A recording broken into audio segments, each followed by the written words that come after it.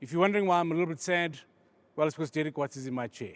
How cool is that, though? How cool is that for me to But be you made able a to say? promise, nobody else will ever sit in this Nobody has and nobody ever will. That is my chair. If I'm on set, I'm in that chair, but it's yours because I consider you to be one of the greats, Derek. chair. And the brothers of the cave, their word They is know. their bond. Their eh? word is their blood brothers, all of us. First thing I wanna address is this. I know everybody watching at home, when they saw your face, asked their kids if their homework is done.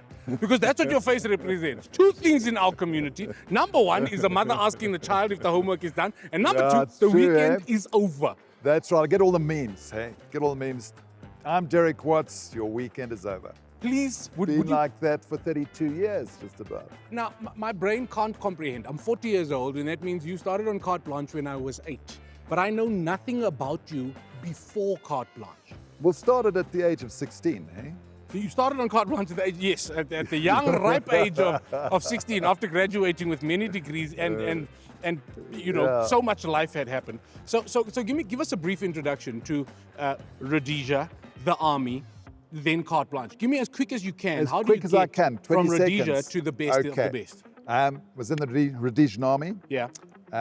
left the army, went to South Africa, Yep. sold for rank Xerox, sold for data, sold in London, Nice. came back, sold plastic bottles. Oh, nice. My boss wanted to fire me one morning because I'd been partying a bit and we were in PE at the hotel there, and he said, have you ever thought of journalism? A month later, I was on a plane back home, got on a cadet course with the Argus, worked for 4 years as a sports reporter. Then Top Sport started, and I was with Martin Locke on Top Sport. We launched it in our Great. purple blazers. You were And excited. then I got a call from Bill Forer about a news show on a news station that had only been going for 2 years. Didn't have a name, there was a competition, and it was called Carte Blanche. There's my life history in It's so, 1.5 minutes. Because in my mind, you used to work for the FBI, you were trained in CSI techniques, because your job has become kind of integral. We watch Carte Blanche with such open eyes and such wonder, because the integrity has been the same for 32 years. Has it been difficult to maintain that level of quality and that level of integrity so that when we see you guys, A, we get scared if we are Tsotsis. I don't get scared because I'm not a Tsotsi. But B, that's we what you say, can't Chase. wait for you to lock Eh? the guys up. That's your story. This is true. Jason, you know, it's always the team. Look at your team here. Yeah. And I mean, I get tired of it when the captain speaks after a winning match. You know, the boys put their hands up and all that. But it is such a team. And Carte Blanche is an incredible team. You know, from our cameramen and sound guys to our editors and our producers. The thing, if you want to know what the key is, Tell me. I'll tell you that the producers, none of them are full-time. Okay. They're all freelancers. Okay.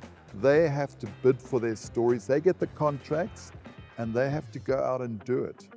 And the pressure on them to pay the bills is to get stories. They earn good money, but they have to go through processes like you can't believe. I mean, viewings, more viewings, lawyers. So the barriers to Because you can entry. imagine with these investigatives, the lawyers are your censors. Social media changed that. So I think that because we all have the news kind of at our fingertips and we can all be journalists and all be reporters, did Yeah. that change the narrative? So if we go back 32 years or even back 15 years when you started with hardcore focused, Yeah, absolutely.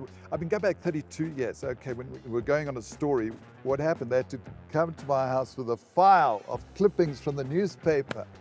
Then you had to try and get on a plane. You didn't just book online. You had to phone a travel agent. They had to deliver the tickets. I mean, these were the days. No cell phones. I could eh? talk to you. Listen, I could talk to you about this for the entire day. I hate that we are out of time, but I do want to say that this is a massive moment for me.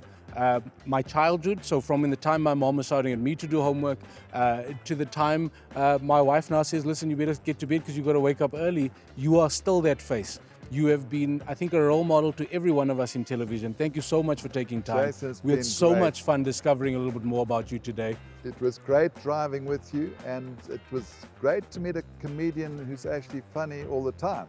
I can Eh? take that. That's where we end the show. We're not saying anything more after that. Derek wants to say it was great to be with me because I'm the funniest man cave presenter. man. You heard it, I heard it, and the big That's dog our heard thing. it. please follow us on all our social media pages that's happening below here. This is the Man Cave. Waras and Jonathan Boytonley said I must say bye from myself, Jason Goliath, and the great Derek Kilowatts, as we'll Thanks now very call much. him. Thanks, Salute guys. na we, Masakinis.